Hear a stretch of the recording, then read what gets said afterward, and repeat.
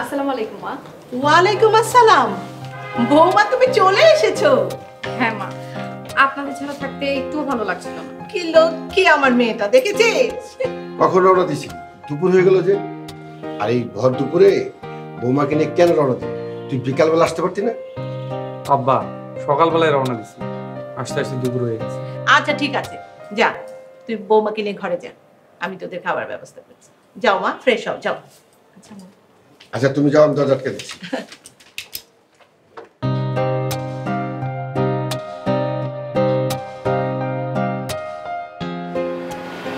কিছু বলবে মা? হ্যাঁ মা, মা ফারজানার কি খেতে পছন্দ? ফারজানা তো নুডলস খেতে খুব পছন্দ করে। সারাদিন যদি ওকে ভাতের বদলে নুডলস দাও, সারাদিন নুডলস খাবে, এত পছন্দ ওর। আর আপনার ছেলের কি খেতে পছন্দ? একেবারে উল্টো, সে তো খুব মিষ্টি পছন্দ করে। পুডিং হলো ওর সবচেয়ে পছন্দ। আপনার আর বাবার কি খেতে পছন্দ? যা দিবে তাই খাবো, আমরা সব খেতে পারি, আমাদের কোনো বাজবিচার নেই। ঠিক আছে মা, আপনি পড়েন, আমি তাহলে আসি। আচ্ছা।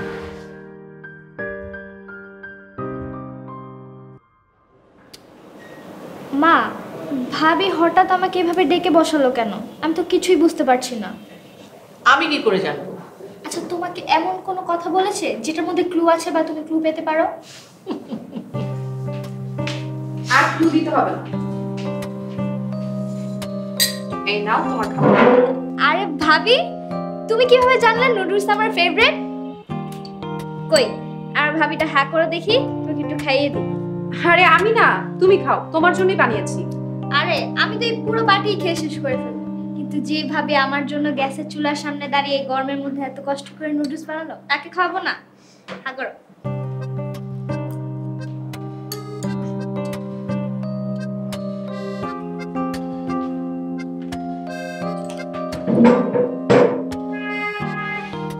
কি ব্যাপার মা, ননদিনী তার ভাবিকে ভালোবেসে কি খাওয়াচ্ছে? কেন রে ভাইয়া, তোর হিংসা হচ্ছে? কি আজব ব্যাপার, আমার কেন হিংসা হবে? তুই তো ভাবিকে একটুও ভালোবাসিস না, তাই তোর ফেভারিট খাবার রান্না করা হয়নি। আমি ভাবিকে অনেক ভালোবাসি, এজন্যই তো আমার ফেভারিট নুডলস রান্না করে দিয়েছে। শুধু ননদিনীর জন্য বানালে হবে, জামাইয়ের জন্য বানাইতে হবে না? ফারজানা, তোমার ভাইকে বলে দাও তারও পছন্দের খাবার বানানো হয়েছে।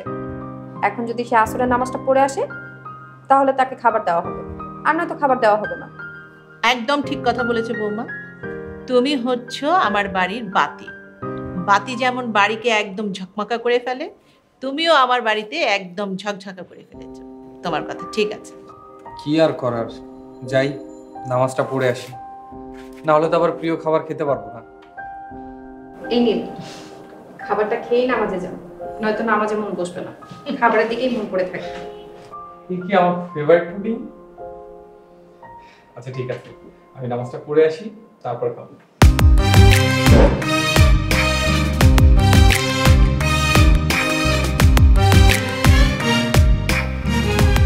কেমন হয়েছে নুডলস?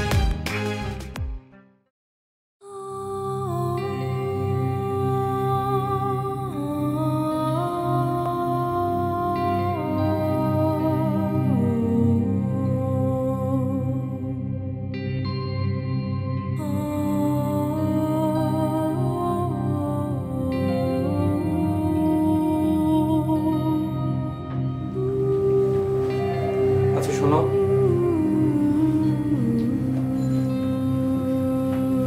জি বলেন। এই কদিন তোমাকে অনেক কথা বলেছি, অনেক কথায় কষ্ট পেয়েছো, আঘাত পেয়েছো। আমাকে স্বামী হিসেবে ক্ষমা করে দেয়া যায় না? আপনি যে আপনার ভুল বুঝতে পেরেছেন সেটাই আমার জন্য সৌভাগ্যের। কিন্তু কি যেন বললেন আমাকে? কি বললাম? নতুন কিছু। ও সেটা, আপনি থেকে এক ধাপ এগিয়ে তুমিতে গেলাম। ওমা, লজ্জা পাচ্ছ কেন? জানি না।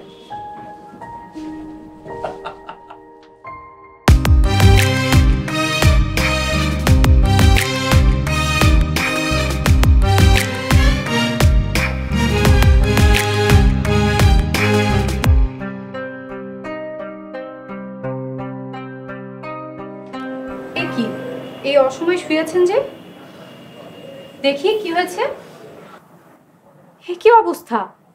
জ্বরে তো আপনার শরীর পুড়ে যাচ্ছে। তখন দুপুরবেলা আসাতেই হয়তো আপনার জ্বর এসেছে।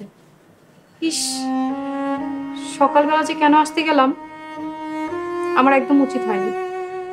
আমার উচিত ছিল দুপুরের পরে আসা।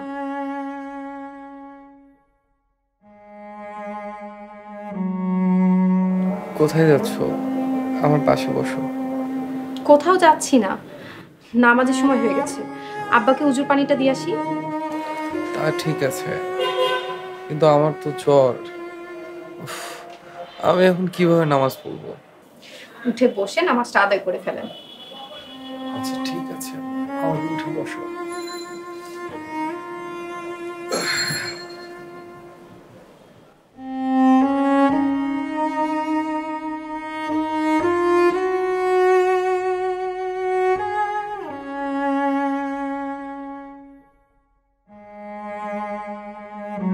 এই যে উঠেন।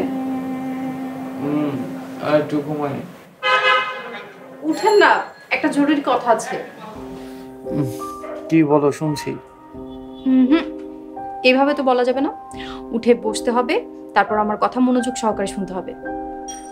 শুনবো, পরে শুনবো। তুমি যাও, তোমার কাজ করো, আমি ততক্ষণ একটু ঘুমাই। হুম, উঠেন না, এখনই বলতে হবে, পরে না হয় কিন্তু বলবো না।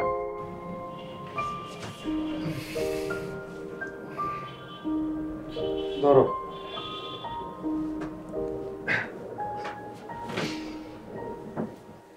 এবার বলো। এইভাবে না, কাছে আসেন, কানে কানে বলতে হবে। কি? তুমি মা হবা? আমি বাবা হব?